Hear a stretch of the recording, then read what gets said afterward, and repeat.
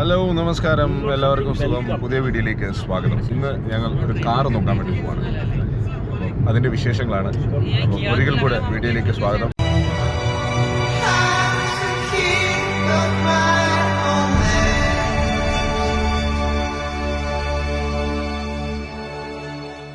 ഇന്നിവിടെ 40 ഡിഗ്രി ചൂടാണ് കേട്ടോ.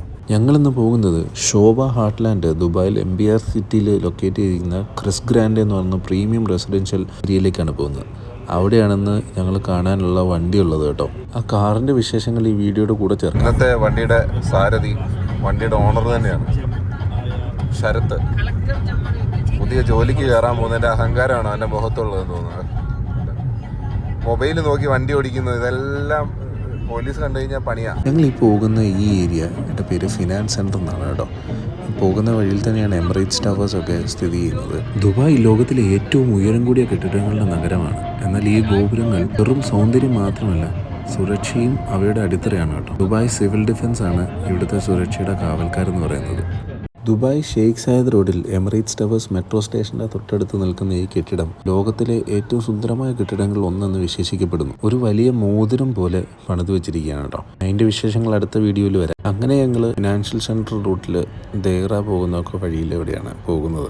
അപ്പം ഞങ്ങളുടെ ഫ്രണ്ടിൽ പോയൊരു ബ്ലാക്ക് ബ്യൂട്ടി എന്ന് വേണമെങ്കിൽ പറയാം, ഒരു BMW. അടിപൊളി വണ്ടി അല്ലേ. ഇത് ശോഭ സെൻറ്റർ അസീസി ബിൽഡിംഗ് ഉണ്ട്. അസീസി ഡെവലപ്പേഴ്സ് ഇവിടെ മുഴുവൻ ഫ്ലാറ്റുകൾ വരും കേട്ടോ.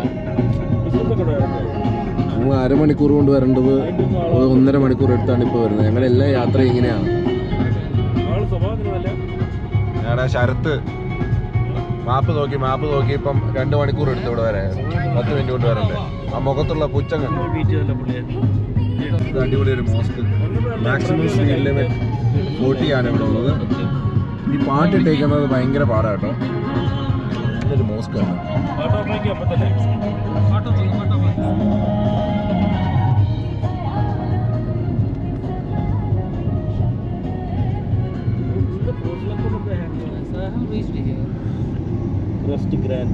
ക്രസ്റ്റ് ഇതാണ് കേട്ടോ, ക്രസ്റ്റ് ഗ്രാൻഡിന്റെ ബിൽഡിംഗ്.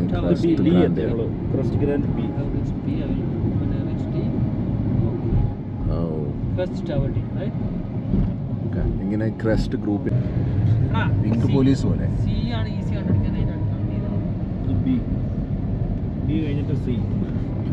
ഇത് ക്രസ്റ്റ് ടവർ B. ക്രസ്റ്റ് എന്ന് പറയുന്നത് ശോഭ ഗ്രൂപ്പിൻ്റെ ഒരു പ്രീമിയം ബ്രാൻഡ് ആണ് കേട്ടോ.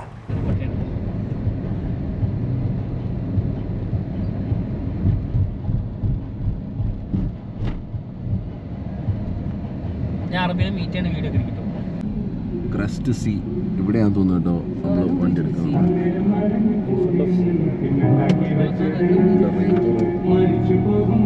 ഈ ഇതിനോട് ചേർന്ന് തന്നെ നിങ്ങൾ ആ വണ്ടി കാണിക്കുക കേട്ടോ. ഇതുപോലെ മെഴ്സിഡീസ് ബെൻസിൻ്റെ ഇതിൽ വന്ന തന്നെ ജർമ്മനിയിൽ നിന്ന് കൊണ്ടുവന്ന വണ്ടിയാണ്.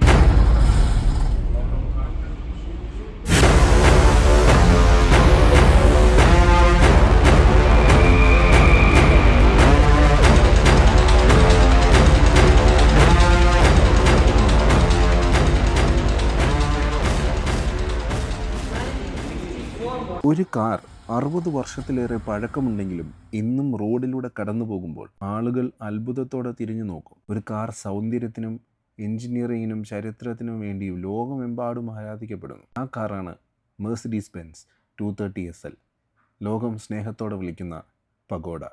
ആദ്യം ഒരു കൗതുകകരമായ കാര്യം നോക്കാം. ഈ കാറിൻ്റെ ഔദ്യോഗിക പേര് പഗോഡയല്ല.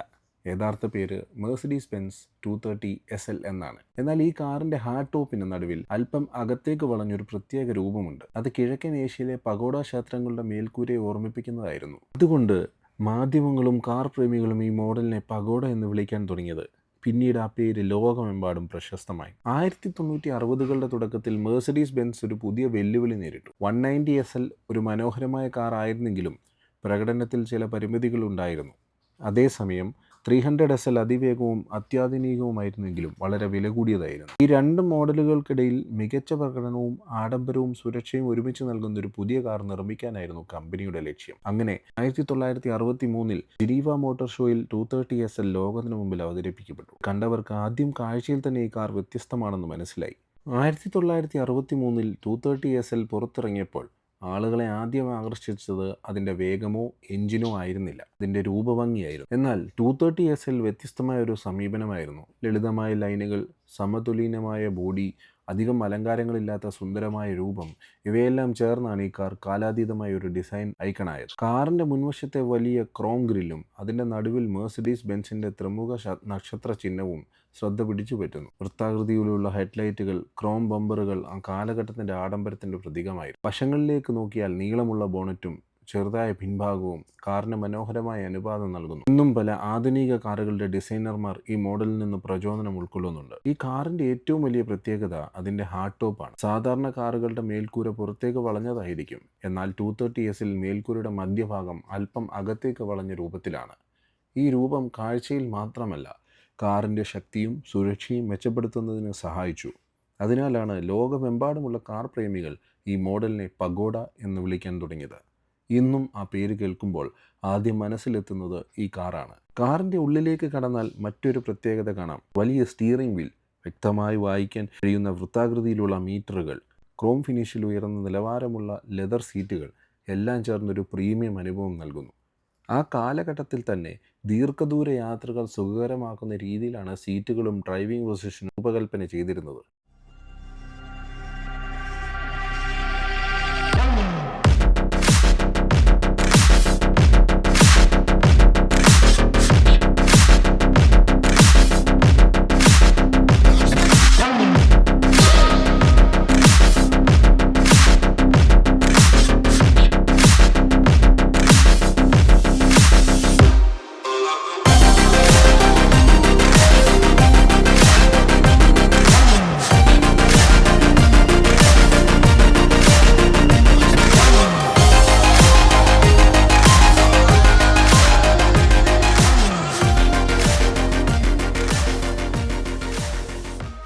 1960കളിൽ സുരക്ഷയ്ക്ക് ഇന്നത്തെ പോലെ പ്രാധാന്യം നൽകിയിരുന്നില്ല. എന്നാൽ മെഴ്സിഡീസ് ബെൻസ് അതിൽ വ്യത്യസ്തമായിരുന്നു. 230SLൽ ശക്തമായ പാസഞ്ചർ സെൽ, മുൻപിൻഭാഗങ്ങളിൽ ആഘാതം ആഗിരണം ചെയ്യുന്ന ഘടന, സുരക്ഷിതമായ സ്റ്റിയറിംഗ് ഹോൾ തുടങ്ങിയ നിരവധി സവിശേഷതകൾ ഉൾപ്പെടുത്തി പിന്നീട് ലോകമെമ്പാടുമുള്ള കാർ നിർമ്മാതാക്കൾ സ്വീകരിച്ച പല സുരക്ഷാ ആശയങ്ങൾക്കും ഈ മോഡൽ പ്രചോദനമായി. 230SL ഒരു കാർ മാത്രമായിരുന്നില്ല, അത് വിജയത്തിൻ്റെ അഭിരുചിയുടെ പ്രതീകമായി മാറി. ബിസിനസ്സുകാരും സിനിമാ താരങ്ങളും കലാകാരന്മാരും ഈ കാർ സ്വന്തമാക്കാൻ ആഗ്രഹിച്ചു. കാരണം അത് വെറും വേഗതയല്ല, ശൈലിയും ഗുണനിലവാരവും പ്രതിഫലിപ്പിക്കുന്നൊരു വാഹനമായിരുന്നു. 60 വർഷങ്ങൾക്ക് ശേഷവും റോഡിലൂടെ ഒരു 230SL കടന്നു പോകുമ്പോൾ ആളുകൾ ക്യാമറ എടുത്ത് ചിത്രമെടുക്കുന്നത് അതുകൊണ്ടാണ്. 230SLൽ ഉപയോഗിച്ചിരിക്കുന്നത് 2.3 ലിറ്റർ ശേഷിയുള്ള ഇൻലൈൻ 6 സിലിണ്ടർ പെട്രോൾ എഞ്ചിനാണ്. അക്കാലത്ത് ഇത് വളരെ ആധുനികമായ ഒരു എഞ്ചിനായി കണക്കാക്കപ്പെടുന്നു. പ്രത്യേക മെക്കാനിക്കൽ ഫ്യൂവൽ ഇഞ്ചക്ഷൻ സിസ്റ്റം ഉപയോഗിച്ചതിനാൽ ഇന്ധന വിതരണം കൂടുതൽ കൃത്യമായിരുന്നു. ഇതിലൂടെ എഞ്ചിൻ്റെ പ്രതികരണവും പ്രകടനവും മെച്ചപ്പെട്ടു. ഈ എഞ്ചിൻ ഏകദേശം 150 ഹോഴ്സ് പവർ ഉൽപ്പാദിപ്പിച്ചിരുന്നു. ഇന്നത്തെ കണക്കിൽ അത് വളരെ വലിയ സംഖ്യയല്ലെന്ന് തോന്നാം, പക്ഷേ 1960കളിൽ ഇതൊരു മികച്ച പ്രകടനമായിരുന്നു. ആ കാലഘട്ടത്തിലെ പല സ്പോർട്സ് കാറുകളിലെയും മത്സരിക്കാൻ 230SLന് സാധിച്ചു. 6 മണിക്കൂറിൽ ഏകദേശം 200 കിലോമീറ്റർ വേഗത വരെ കൈവരിക്കാൻ ശേഷിയുണ്ടായിരുന്നു. 0 നിന്ന് 100 കിലോമീറ്റർ വേഗതയിലെത്താൻ ഏകദേശം 11 സെക്കൻഡ് എടുത്തിരുന്നു. ഇന്നത്തെ ഹൈ പെർഫോമൻസ് കാറുകളെ അപേക്ഷിച്ചിട്ട് ഒരു മന്ദഗതിയാണെങ്കിലും അന്നത്തെ സാഹചര്യത്തിൽ അത് വളരെ ശ്രദ്ധേയമായിരുന്നു. 230SL വാങ്ങുന്നവർക്ക് വിവിധ ഗിയർ ബോക്സ് ഓപ്ഷനുകൾ ലഭ്യമായിരുന്നു. 4 സ്പീഡ് മാനുവൽ, അപൂർവമായ 5 speed manual, automatic transmission. Driving ആസ്വദിക്കുന്നവർ മാനുവൽ പതിപ്പാണ് കൂടുതൽ ഇഷ്ടപ്പെട്ടിരുന്നത്. നഗരയാത്രകൾക്കും ദീർഘദൂര യാത്രകൾക്കും സൗകര്യപ്രദമായതിനാൽ ഓട്ടോമാറ്റിക് പതിപ്പിന് വലിയ ജനപ്രീതി ലഭിച്ചു. 230SL ഓടിക്കുന്നവർക്ക് ഒരേ കാര്യം ആവർത്തിച്ചു പറയാനുണ്ട്: ഇതൊരു റേസ് കാർ അല്ല, പക്ഷേ അതിശയകരമായ ഒരു ഗ്രാൻഡ് ടൂറാണ്. ദീർഘദൂര യാത്രകളിലും ഡ്രൈവർക്ക് ക്ഷീണം അനുഭവിച്ചിരുന്നില്ല. എഞ്ചിൻ്റെ ശബ്ദം അമിതമല്ല, പകരം ഒരു സുന്ദരമായ 6 സിലിണ്ടർ എഞ്ചിൻ്റെ മൃദുലമായ ശബ്ദമാണ് കേൾക്കുക. അതാണ് ഈ കാറിൻ്റെ സ്വഭാവവും ശക്തിയും ശാന്തതയും ഒരുമിച്ച് നൽകുന്ന അനുഭവം. ക്ലാസിക് കാറുകൾ വാങ്ങാൻ ആഗ്രഹിക്കുന്നവർക്ക് പലപ്പോഴും ചോദിക്കുന്ന ഒരു ചോദ്യമാണ്: ഇന്ധന ഉപയോഗം എങ്ങനെയാണ്? 230SLൻ്റെ ഒരു സ്പോർട്സ് കാർ ആയതിനാൽ ഇന്ധന ഉപയോഗം വളരെ കുറവാണെന്ന് പറയാനാവില്ല. ശരാശരി ഉപയോഗത്തിൽ 1 ലിറ്റർ പെട്രോൾ ഏകദേശം 7 മുതൽ 10 കിലോമീറ്റർ വരെ ലഭിക്കാം. എന്നാൽ ഇത്തരമുള്ള ക്ലാസിക് കാറുകൾ വാങ്ങുന്നവർക്ക് ഇത് സാധാരണയായി വലിയ പ്രശ്നമാകാറില്ല. അവർ ഈ കാർ വാങ്ങുന്നത് സാമ്പത്തിക ലാഭത്തിനല്ല, ചരിത്രത്തിനും ഡ്രൈവിംഗ് അനുഭവത്തിനുമാണ്. ഒരു ക്ലാസിക് കാർ മനോഹരമായി നിലനിർത്തണമെങ്കിൽ പരിപാലനത്തിൽ പ്രത്യേക ശ്രദ്ധ വേണം. ഓയിൽ സമയത്ത് മാറ്റുക, കൂളിംഗ് സിസ്റ്റം പരിശോധിക്കുക, ബ്രേക്ക് ഘടകങ്ങൾ നല്ല നിലയിൽ സൂക്ഷിക്കുക, തുരുമ്പ് പിടിക്കാതിരിക്കുക, ബോഡി സംരക്ഷിക്കുക, ഇവയെല്ലാം നിർണായകമാണ്. 30 SLന് ഇന്നൊരു വാഹനം എന്നതിലുപരി ഒരു ശേഖരണ വസ്തുവാണ്. നന്നായി പരിപാലിച്ച് കാർ അന്താരാഷ്ട്ര ലേലങ്ങളിൽ വളരെ ഉയർന്ന വിലയ്ക്ക് വിൽക്കപ്പെടാറുണ്ട്. ഇത് വണ്ടി എനിക്ക് ഭയങ്കര ഇഷ്ടമുള്ള കമ്പനിയാണ് ജെറ്റൂർ. നല്ല അടിപൊളി വണ്ടിയാണ്. എടുക്കുകയാണെങ്കിൽ ഈ ഒരു വണ്ടി എടുക്കണമെന്നൊക്കെ ഞാൻ ആഗ്രഹിക്കുന്നുണ്ട്. അങ്ങനെ ഞങ്ങൾ കാറിൻ്റെ വീഡിയോ ഒക്കെ എടുത്തിട്ട് തിരിച്ച് ഞങ്ങൾ പോവാം. എന്ത് കഴിക്കാനേ? പപ്സും ചായയോ? പപ്സും നാരങ്ങ വെള്ളം കഴിക്കാൻ പോവാം. ഇന്ന് യാസിന്റെ ചെലവാണ് അല്ലേ? യാസിൻ മേടിച്ചു തരുമോ? യാസിന് ക്യാഷ് ഒരു വിഷയമുള്ള ആളല്ല.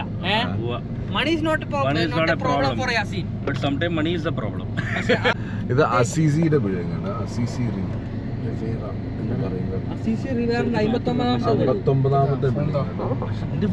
അങ്ങനെ 59ാമത്തെ ബിൽഡിംഗ്. എനിക്കൊന്നും ഇത് ശോഭ സിറ്റി എല്ലാം കൂടെ ഉള്ളൊരു കൊളാബറേഷനിൽ വരുന്ന ബിൽഡിങ്ങും കാര്യങ്ങളാന്ന് തോന്നുന്നു. ഇവിടെ മുഴുവൻ കൺസ്ട്രക്ഷൻ വരുന്നത്. അങ്ങനെ എല്ലാ പരിപാടിയും കഴിഞ്ഞിട്ട് ഇന്ന് മാട്ടി അടിക്കുന്നുണ്ടോ? എന്തൊക്കെയോ ഓർഡർ ചെയ്തു. അത് മാത്രം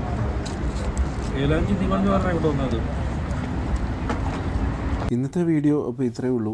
ഇന്നൊരു വണ്ടിയുടെ വിശേഷങ്ങൾ മാത്രമായിരുന്നു വീഡിയോയിൽ. ഞങ്ങൾ പോയി തിരിച്ച് വീട്ടിലേക്ക് പോവാണ്. അപ്പം പോകുന്ന വഴിക്ക് നെക്സ്റ്റ് വേയിൽ കയറാമെന്ന് വിചാരിക്കുന്നു. അപ്പം അതിൻ്റെ വീഡിയോസൊന്നും ആഡ് ചെയ്യുന്നില്ല. അതൊക്കെ കുറേ കണ്ടതായിരിക്കുമല്ലോ നിങ്ങൾ പല വീഡിയോകളിലും. അപ്പം ലൈക്ക് ചെയ്യുക, ഷെയർ ചെയ്യുക, സബ്സ്ക്രൈബ് ചെയ്യുക. Bye, take care. അടുത്ത വീഡിയോ ആയിട്ട് ഉടനെ വരാൻ ആഗ്രഹിക്കുന്നു. എപ്പോൾ വരുമെന്നറിയത്തില്ല, എന്നാലും വരാമെന്ന് പറഞ്ഞുകൊണ്ട് ബൈ.